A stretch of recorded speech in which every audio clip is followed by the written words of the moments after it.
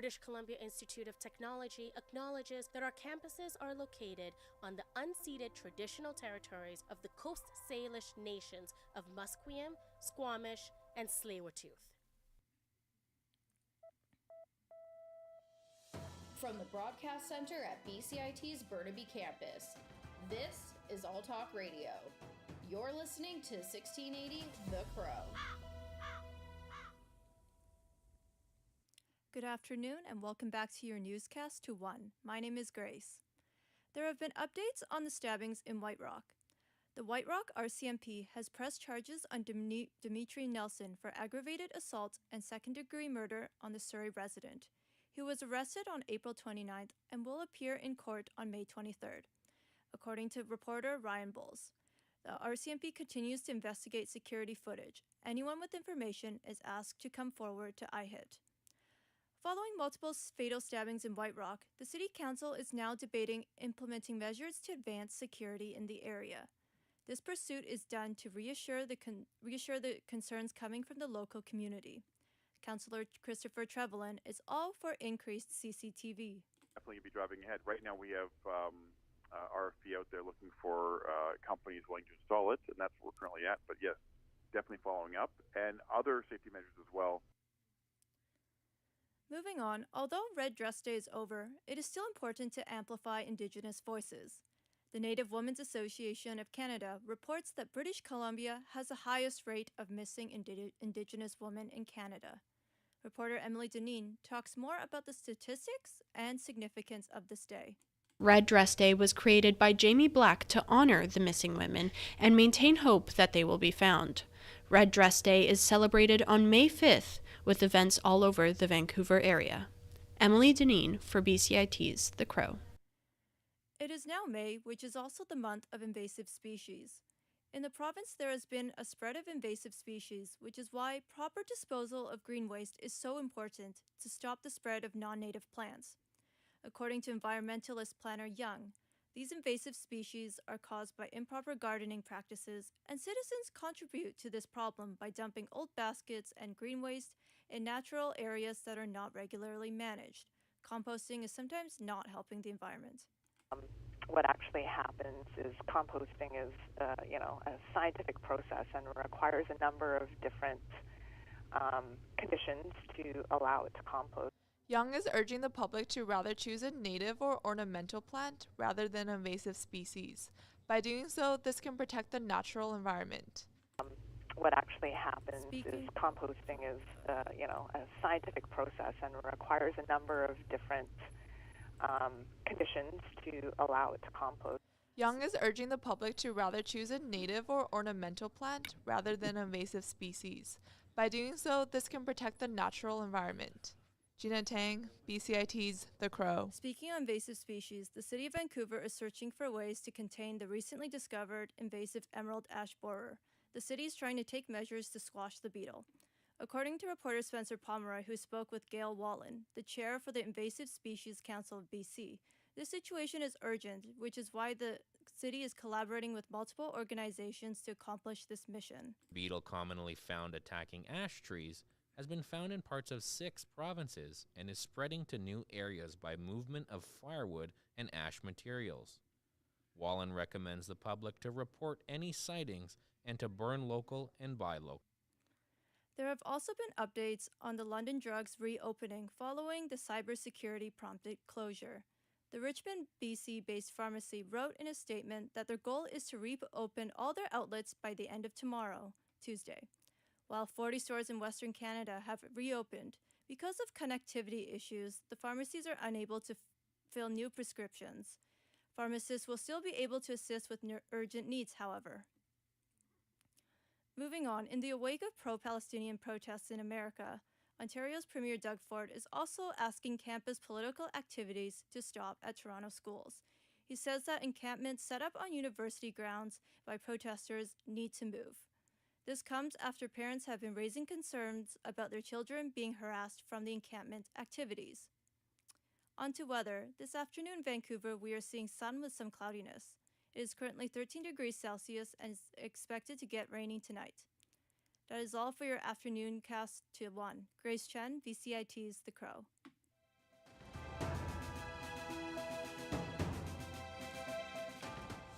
Stay tuned for more on BCIT's 1680 The Crow.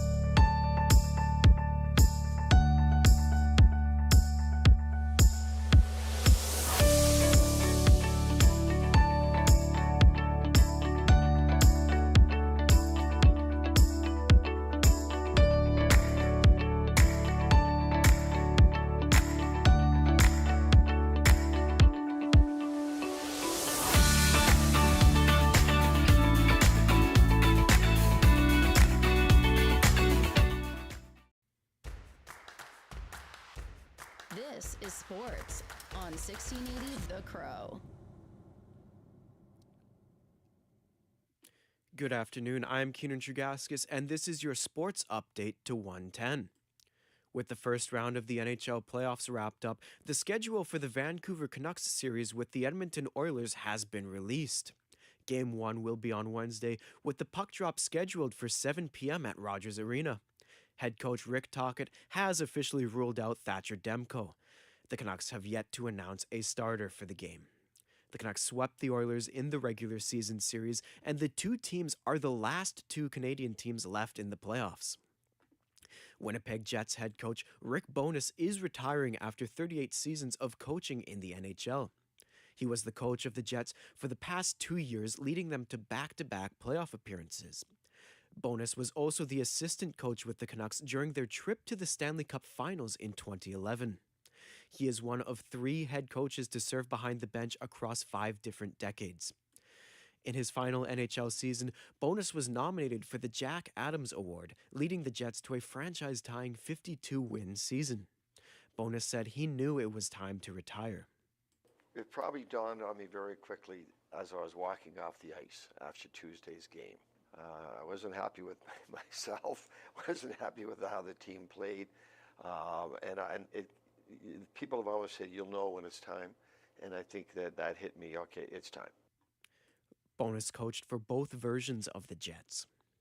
The NHL has announced 6 finalists for the Willie O'Ree Community Hero Award. The award is given to a Canadian and an American and will be announced in June. 3 Canadians and 3 Americans are nominated for the award.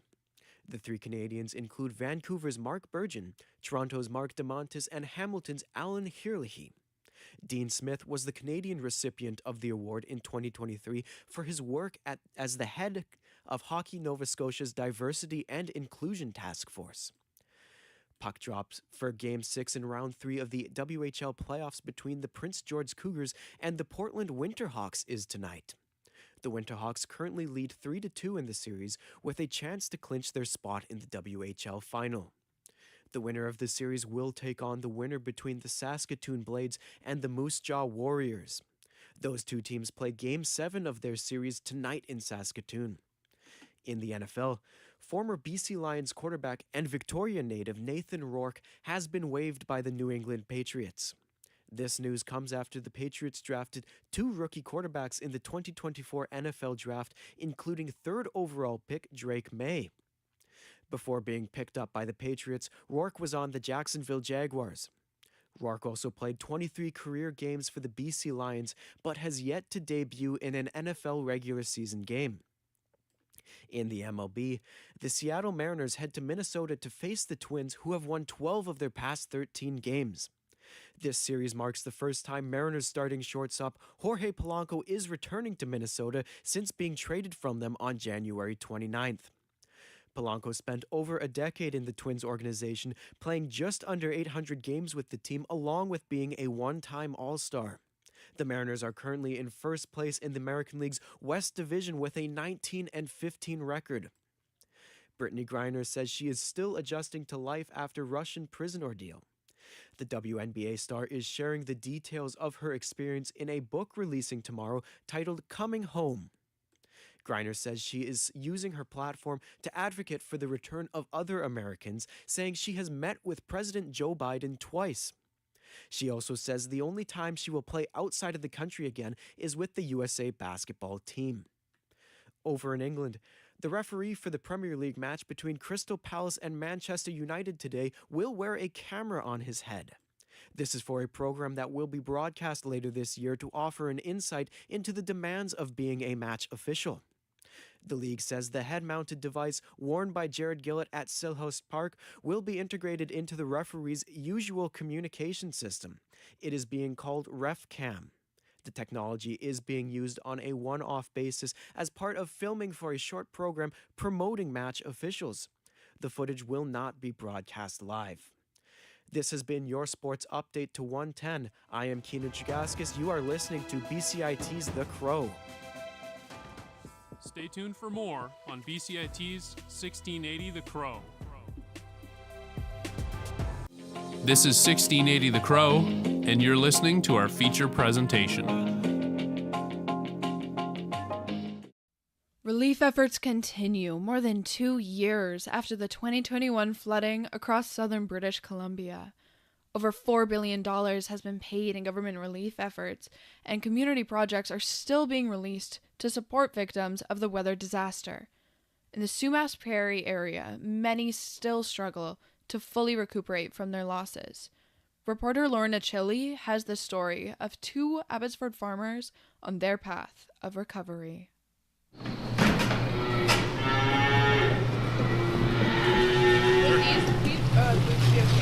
They should be fine. Oh, okay, cool. They should be fine. Oh my god! 1167 Kenny Road, Abbotsford. It's 5 a.m. and Mike Dykesorn is feeding his cows. Yeah, these ones will also be weaned in the next week or so. So we're getting them on to solid food, so they eat a lot of grain now. Yeah, we've got about 120 acres on the farm here, so we're kind of in the middle. We got fields all around us. We've been on this farm since 1998, so we're coming on 26 years now. At that age, it was just like, oh, look, there's water everywhere.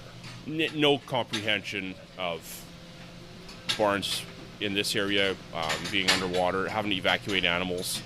Kind of hear the stories after the fact, but didn't really register at that point. Our farm was dry on Boundary Road at that point, but the water was really high. So at that point, it was more of an adventure than anything. The weekend of November 12th, 2021, Dykesorn had been anticipating an emergency alert from the city of Abbotsford. A flood that would end up costing him years of recovery.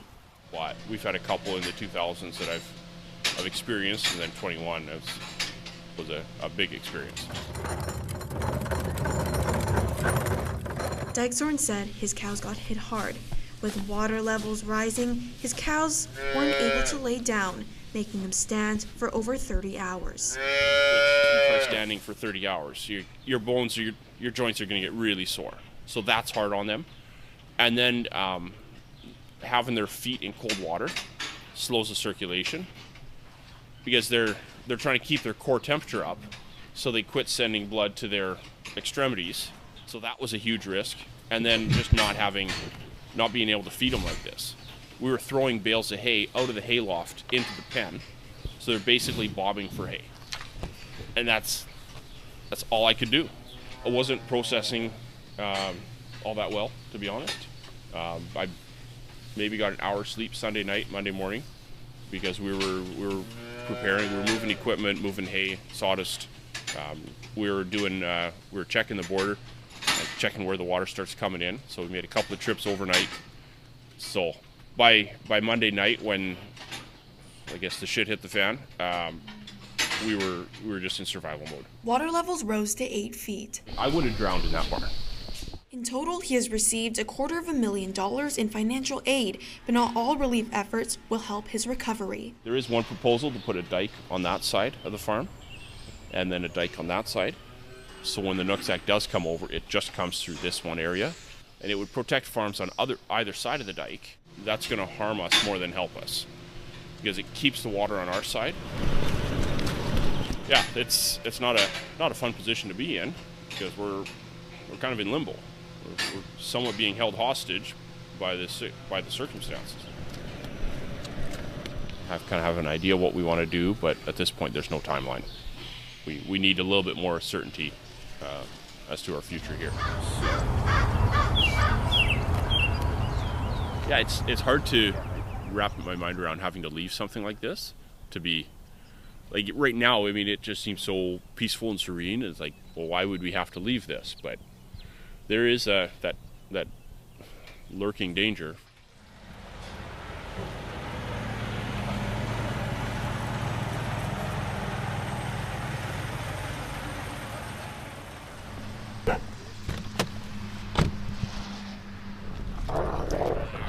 Hey, old girl, relax. That's right up the road here. He's my neighbor. Well, he's what we call a neighbor in agriculture, yeah. Right? That's our community, right? So yeah, I know Matt. Go in the shop out of the wind. Yeah. Nathan Gelderman of Gelderman Farms will also be on the wrong side of the dike. Second generation farmer. in Abbotsford, Sumas Prairie. The house right through the window here is where I was born and raised. I remember driving with my kids the morning of the flood. So I said, I don't know what to expect with this one. Definitely didn't expect what it did. We see it come over the tracks there, and then it's still 2 hours before it's flowing across our driveway here. We hear the alarm sounding from Sumas, Washington. We push through. The other farm I was renting in Arnold it's a residential neighborhood. That was hard. I canoed through the main road, and homes were underwater, and that was hard. And then to go and find my flock that had also not made it. So the 9,000 ducks here didn't survive. Dairy farmers with cows are different emotions than myself with ducks. I have cows now. I've had different circumstances since the flood where unfortunately I was also affected by the flu. So I lost my ducks that I had here again this past November. I said to the wife, I need a reason to be getting out of the house for animals. So we bought some cows, so I got cows in the barn. And yeah, they're therapeutic. You just keep shit bottled down. That's what we do. Gelderman's recovery was not just about his farm. It was about his mental health. I think it's fair to say that when you're born and raised on a farm, you mentally attack things differently. My wife noticed personality changes in me. It's weird to admit to it, but I think as a farmer community, we need to change our mindset on counseling. I have been going. I started just actually in November. It's been good for me, the counseling, though. At the end of the day, I can admit that. So that's helped me tell other guys to maybe tap into that too. So free counseling is now being provided by AgSafe BC. It's been 3 years since the flood, and these two farmers are still recovering. The end date, no one knows. I want to going forward, produce what I can for my own family on farm and be able to help other families. What we want the most is for it not to happen again. And yeah, that seems like a bit more of a stretch. For BCIT's The Crow, and for my co-producer Grace Miller, I'm Laura Chili.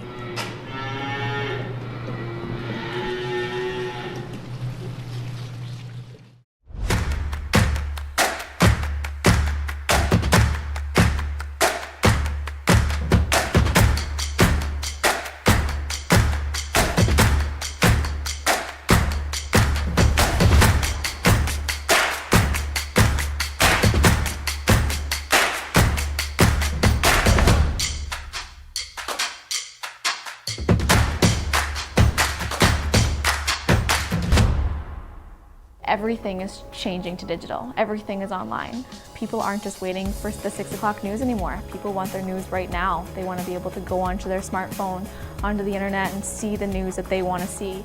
Vancouver is growing at, a really rapid rate, the Lower Mainland even, and with the tools that we're given here, we're able to cover all of that.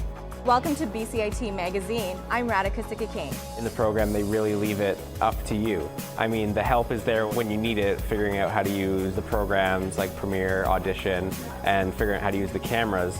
But it's up to you to sort of experiment and figure out what you can do when you go out in the field. They brought candles and flowers to remember the student who lost her life yesterday. Theresa May says the international community condemns Moscow. They really make sure that you know the basics and you are able to put out a quality product. I'm Brady Tretanero. And I'm Radhika Sikki-King. Thank you for tuning in to BCIT Magazine.